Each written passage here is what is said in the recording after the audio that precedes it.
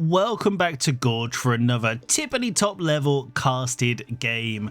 On the south side in the purple we have Liquid Demu as the House of Lancaster, and on the north side in the yellow, my favourite colour, we have Anatand as the House of Lancaster. So my absolute favourite match, the mirror match, the true test of player skill. And now these guys, we know they've got some skills, and the reason I'm really interested for this is I do feel like the House of Lancaster hasn't been fully mined yet. I think there's obviously one standard build that people really enjoy, but even now we can already see that Anatand is going for a bit of a Dark Age barracks, whereas Demu isn't. So there is some variation already, and this is what I love to see. So it looks like we might be seeing a bit of aggression with the scout vision. You'll be able to see Anatand's scout is going close to the base now, so he should just have caught vision on that gold mine. So the spear's coming forward. We might potentially, we'll keep with this spear now, see what's happening with him. Maybe a little bit of aggression.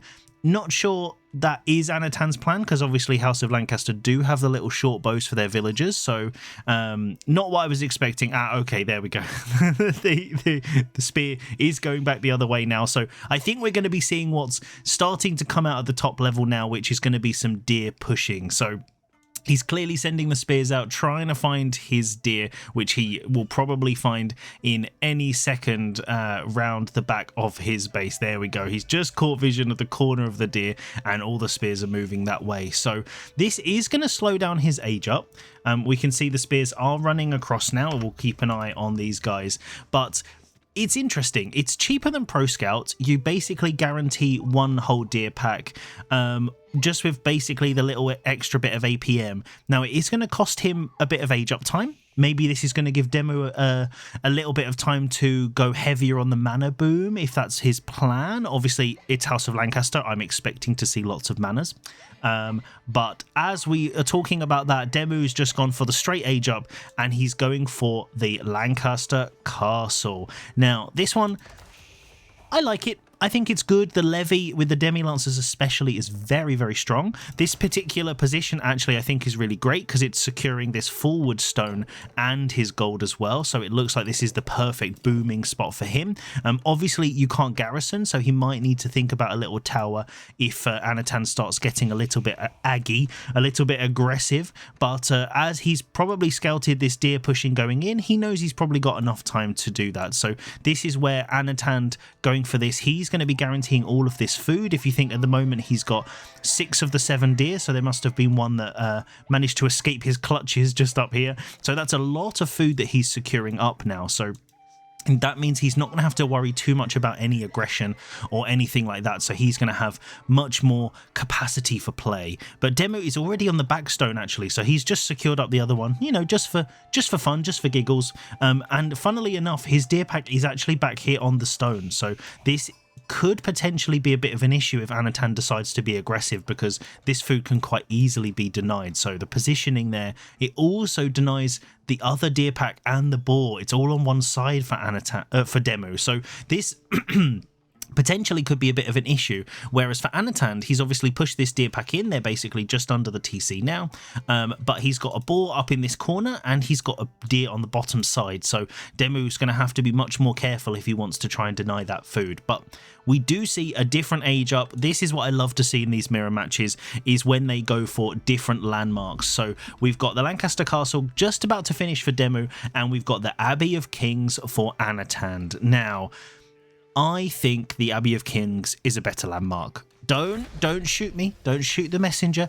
I really like it. I think if I was playing House of Lancaster, this is the one I'd like to go for, because the Lancaster Castle, it's not actually stopping you from making manas if you don't have this. It's not like Lancaster Castle unlocks the manas. Whereas obviously it gives you some bonuses. It gives you the Demi-Lancers and all that sort of stuff. But any sort of hospital, I'm a big fan of. Getting the resources back by healing up your units, I think, is really cool. And I think the Lords of Lancaster, I think, are really strong. That extra health bonus, as well as the healing that you can get by pulling your units back, is definitely really good value. And especially for these guys that have the APM and have the micro, I think that's definitely something to, you know, to watch. Now, Demu Oh, he's going greedy. So he's seen he's got the space. I like this. So he's not gone too greedy. He's not gone all the way out here. We can see Anatand is pushing around the deer, just trying to annoy Demo, I think.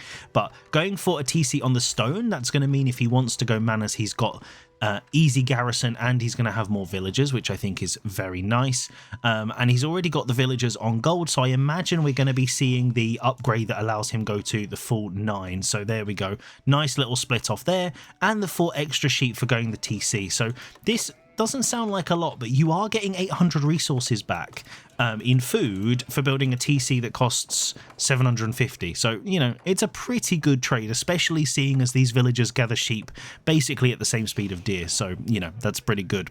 But the Lord is out. He's charging across the map, a little jog in his armor, going to try and find some damage. So we've got a couple of spears still. I'm not sure exactly where Anatand has those boys chilling around. If we see, oh, they're up at the top. They're doing a second deer push. They're actually pushing this far deer all the way back into his base. So that's some extra APM, guys. I think I'm not going to be doing this in in my games, but Demu spotted it. I don't think he's going to be allowing this. He's going to have to be careful not to lose his scout, because that's another little bit of juicy sheep that Anatan might be able to get a hold of. Anatan actually now is just taking out the deer, trying to keep them close because you don't want them spread out too much.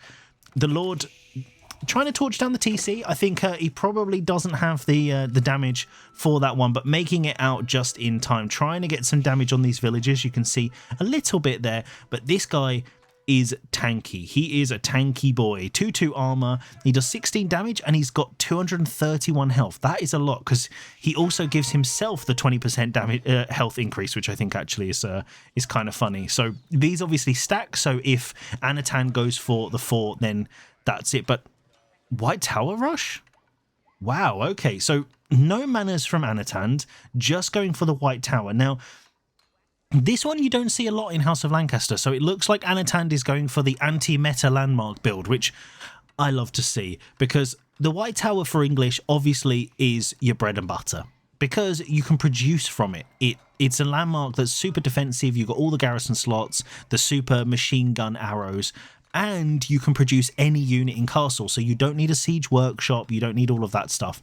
But this one, it does give you the bonus that I think you get the free men at arm units, the Earl's Guard, and you also get, I think, +1 on all of your special melee units, so these lords will also get +1 as well. But we're already up to 2, and it looks like Anatan's going to be going for the full 4. So this is going to buff up his army considerably with their health. So he's going to clearly be going for some heavy health units.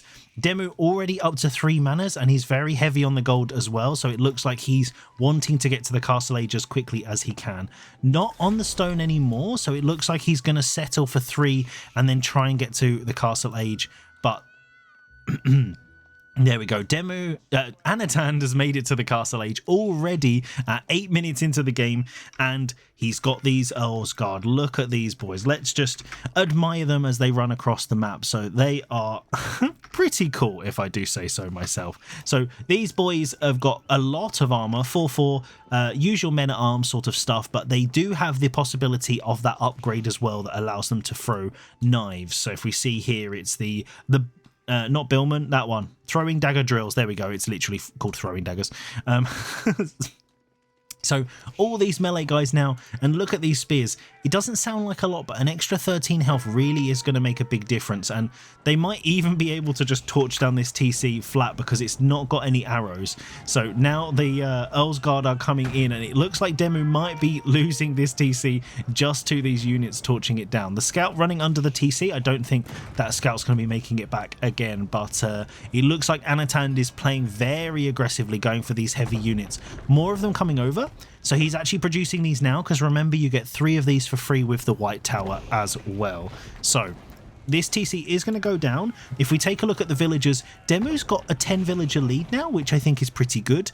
He's also going for White Tower, so this is clearly because he wants to try and defend it. This again, most of the time you see people going King's College because that discount is just so crazy. But this defensively with the Lancaster Castle, this area now is going to basically be unpushable. Obviously, Anatand is now pushing the landmark TC basically just doing that. Demo doing a really nice job target firing with the TC, trying to take these lords out, because an extra 24 health on all of these boys is a lot. But if you notice, as soon as that, there we go, the health is dropping, so that 24 is now 16.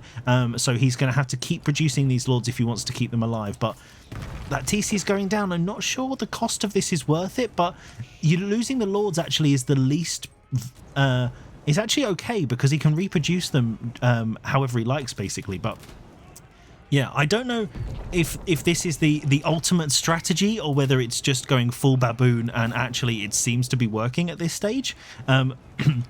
The Earlsguard that Demu got for free there are coming over, but I don't think they're going to be able to take on this force. This 15-strong force that's flooding over from the base is actually quite dangerous and going to be able to take out that TC. That is pretty crazy. So Anatan not investing in the lords again, so he's going for that. And we can see that Demo is massively on the stone as well. So I guess he's going to sacrifice this. So the 10 villagers are going to have to pop out somewhere, so we need to be careful of where they are. But for Demo, this is actually a bit of a tricky spot. So if they're both in castle, let's switch over to income. This, even with the manners, he's just not keeping up with Anatan's income, because Anatan also has done a double deer push, hasn't he? So that's obviously something to consider. One landmark already down for Demu. Both TCs have gone, which obviously is a problem. And Demu is really heavy on the gold, but he just doesn't have the food income at the moment. So he's going to have to try and secure up food. And this is what I was saying earlier. Now, Demu can't go out onto this deer and the boar, or this deer, because Anatan is sticking onto this north side over here. So this positioning of his army, I think, is really, really clever from Anatan, because, you know, these guys, this is the sort of stuff that they can think about while they're playing. I can only think about this when I'm watching. So if you this sort of positioning is really important, because now Demu is forced to go heavy on wood. He maybe is going to have to add in some farms. He might be planning on a TC as well, possibly, because the only food he's got over here is these berries, which he's not moved out on just yet.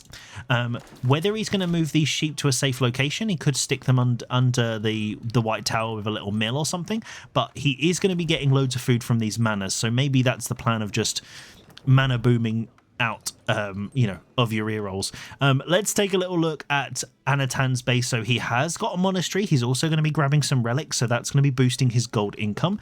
But the first mana, 12 minutes into the game, the first mana is going down, and it just looks like Anatan has just got the double arrow upgrade. He doesn't have any eco techs from the looks of things, so actually he is just absolutely chilling. He gathered up that deer without getting any of the survival techniques, and he is basically just pumping these Earl's Guard. So I've not seen them a huge amount in many games, but these guys are a lot stronger than I was expecting, and I'm here for it. I think this is really nice. But how is Anatan going to break this defensive hold? Because the White Tower is crazy strong.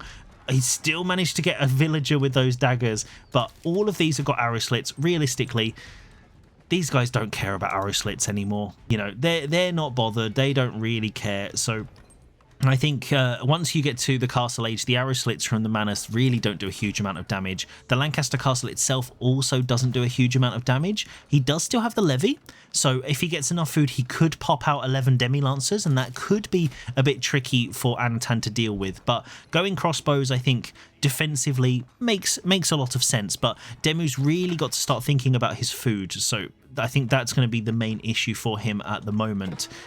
Still no villagers on food as of yet, but he's trying to repair up that TC, and Anatan just using this low health one. So not pulling any of these low health units back to the Abbey of Kings. I think that would give him some extra resources. But yeah, at this stage, he's pumping, he's living life, he's doing all the best yellow things. He's already got 2 relics in the bag, so he's going to be slowly collecting up more of those as the game goes on. But these crossbows now, so the dagger, that dagger shot, if you can time it right, actually can do a lot of damage to these range units. But Anatan's going to have to be really careful, because these crossbows are going to just make swift work and melt these Earl's Guard, even with the upgrade and with the extra health.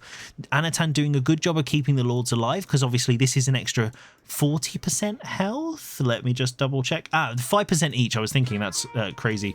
Yeah, so this would be an extra 10% for his whole army as they are, but as soon as you take one out, then you're losing all of that, so he's got to be really careful to keep them alive. Demu stabilizing now, getting back into the game. We can see his food income is really starting to kick off now with the 9 manas, but Anatand on the backside is adding his own in, and he's going really heavy into the stables, so he's going to be able to counter those crossbows quite easily once he starts pumping those. But this is exactly what I was thinking when I've been looking at these landmarks. The manas are still going up. So Anatan's still going to get the same income. The only thing is they don't have arrow slits, but realistically that's kind of okay.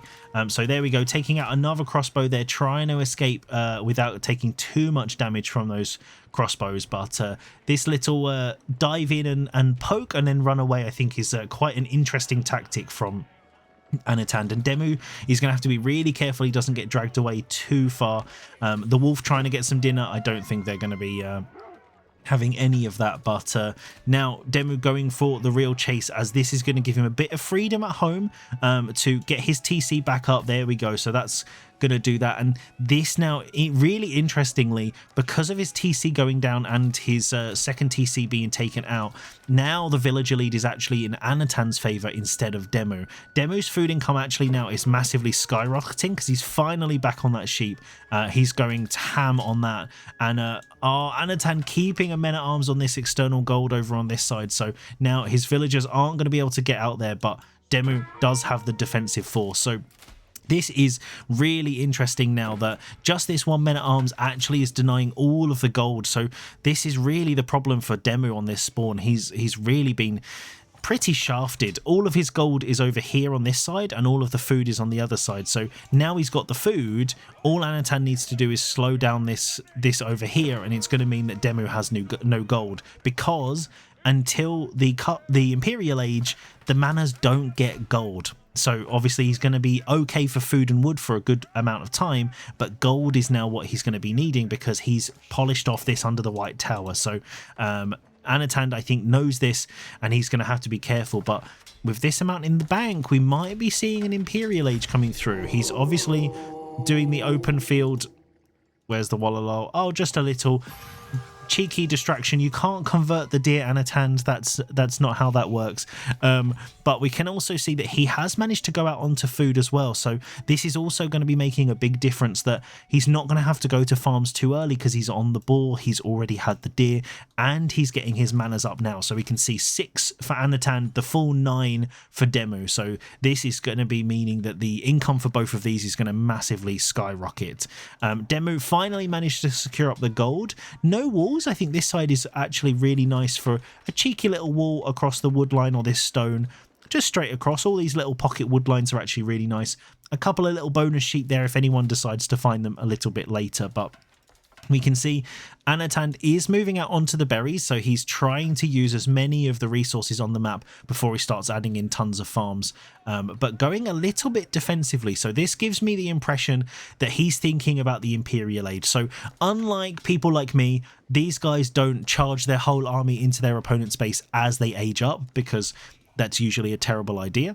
You know, it's the trademark move, but not for the top level. So it does give me the impression that Anatand is thinking about doing that, but he's got a little raiding party. He's got these guys, but Demu is well aware of what's happening. The Hoblars are out, and these guys are brilliant. I love the little Hoblars, the Hobbits, whatever you want to call them. They're not the strongest. They obviously cost gold, but their bonus damage is really good. So they do quite a lot of damage. Obviously, they still get shredded by spears. So Demu has the perfect counter, and he has a lot of them, 20 of those.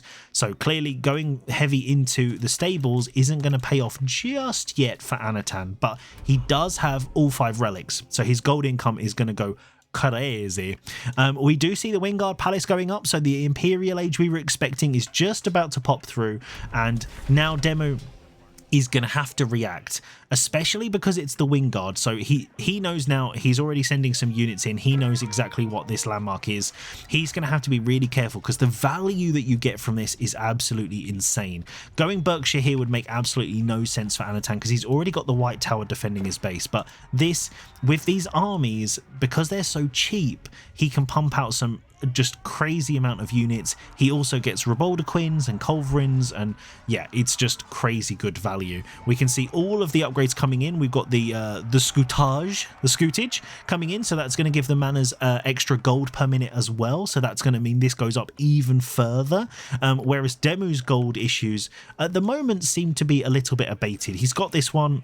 He's also defending up this big 8k, so at the moment he's doing fine, but Anatand is also getting the sacred sites, so as well as forcing Demu to come out on the map, this is also gold per minute, so don't ever forget that. 100 gold a minute for these three once he gets the third one. That's a lot of gold. We can see the big difference here in the two ecos, but Demu is clearly also thinking Imperial Age. He is holding up. He's trying to keep his units together, protecting these important resources, and he's finally managed to get out on the deer with a little defensive keep, so a nice little play there. And also the Wingard Palace, so a back Wingard, maybe he's hoping that Anatan doesn't scout it here, so this is also something interesting, that when you do this sort of thing and you put the landmark in the back, your opponent has to kind of guess. Also, we're going to see the income skyrocket again because Type Barnes is just about to pop in, so just to, when you see these numbers go crazy at the top, that's also part of the reason. But what is Anatan going to do now? So he's got the Hoblars going in for the villagers.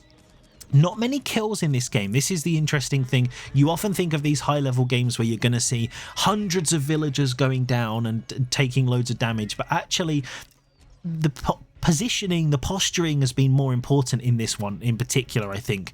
And the fact that Demu is trying to secure up this sacred site to deny it from Anatand, I think is a clever move, because obviously as soon as all three of them are ticking, Demu's then going to be forced to act, whereas he's not quite ready. He's just hitting the Imperial Age. He needs to get his upgrades, whereas we can see all of these elite upgrades for Yeoman, Hoblar, all of these are coming in for Anatand, and his income now is looking pretty scary, I would say, compared to Demu. Even though they're on the same number of villagers, I think this is going to make a big difference. So what are we seeing here? Yep, we're going for the garrison command, we're going for lots of spearmen, so Demu just wants to get the numbers out. Whereas if we go over on to Anatan's side, we can also see we've got the army with the trebuchet. So this, interestingly, basically gives you a free trebuchet. Look how cheap that is. That's actually crazy, considering a treb is like, what, 800 resources normally? That's just absolutely insane.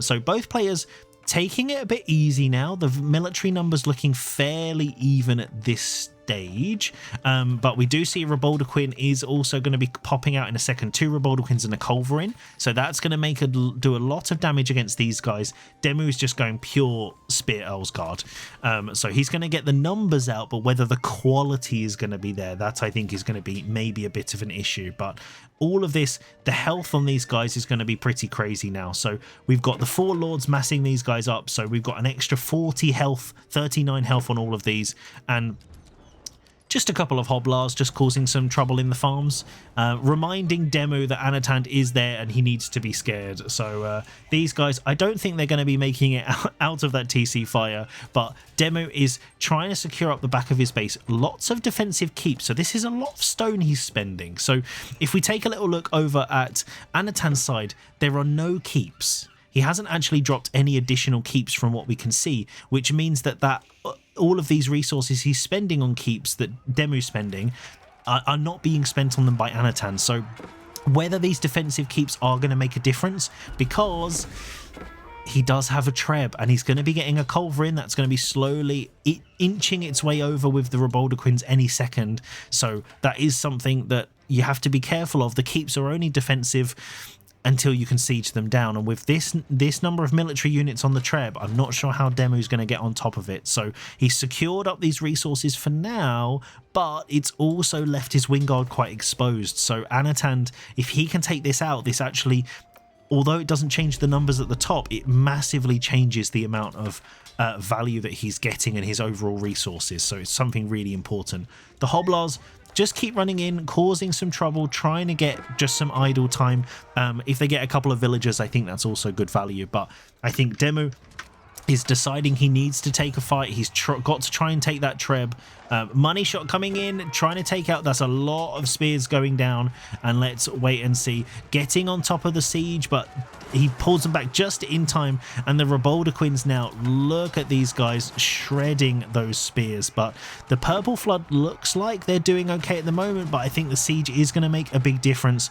We can see Demu trying to get the circle around, trying to get on top of these units. More reinforcements on the bottom, going to get those Hoblars, and the Purple Flood at the moment looks like it's holding. The Lords still are surviving at the front, so that's still an extra 10% health there. If these guys go down, the health is going to drop precipitously for all of these guys, so now they've got less there. And but there's more siege coming on the back, more Reboldaquins coming, and the reinforcements I think are going to put a stop to this big push. And if we take a look, I'm expecting Demu's numbers to look a lot lower, so the siege here is making a big difference, and Demu is trying to produce as much as he can, but he's running out of food again. And I think this is where now these numbers, 45, including all of these Reboldaquins and 2 Culverins, these keeps are not going to be lasting very long. Once the Culverins get in the way, that's going to stop that. And so I think these resources are going to be quite hard for him to defend. So Demu might be in a bit of a sticky situation if he can't mass up pretty quickly now, because yeah, his Wingard's going to get a few more out, but it's only going to be spears against 43 yeomen. Oh, that feels a little bit dangerous to me. He's still struggling for food. There is the deer and the boar at the top side, so he could go over there, but we can see here, look at this. Anatand is just chilling, left a scout over on the food, so he's going to know as soon as Demu decides to go out on that, whereas he's living his best life. He's out over here on the food. He's over on the back with farms. Anatand's just absolutely chilling. That keep has gone down, and those Culverins are now going to be moving towards Demu's base. Hoblars over by the TC, idling that up as well. So the map control here, we can see Demu is now trying to force a response, but unfortunately for him, this white tower I think is going to be a bit of a problem, that it's defending the front of the base. And yeah, at the back, he does have a lot of production, so he's going to be able to get units there. We can see the siege is pushing it down, trying to take down these manors. Incendiary arrows, actually, they're burning down the manors just with the arrows, because why do you need siege when you've got yeomen, right? They're super fast, they've got long range, and then in Imperial, they just burn down buildings. So perfectly balanced in every way, just like the Mary Poppins of RTS games. So the reinforcements from Anatand are taking out those spears. Demu trying to burn these down to damage the eco, but it's the damage that he's doing on the top side I think is going to be a lot worse. More siege coming out, so Culverins, the landmark has been taken down, so no more armies popping out for Demu, and the yeomen they're doing, look at that, shredding that siege, and the Culverins actually destroying the Culverins on the backside as well. So these numbers looking pretty dire, and Demu calls it. What an amazing mirror match, the difference of the different landmarks from these top level players. But make sure you check both of these guys out on Twitch, and I'll see you next time for some more Age of Empires action.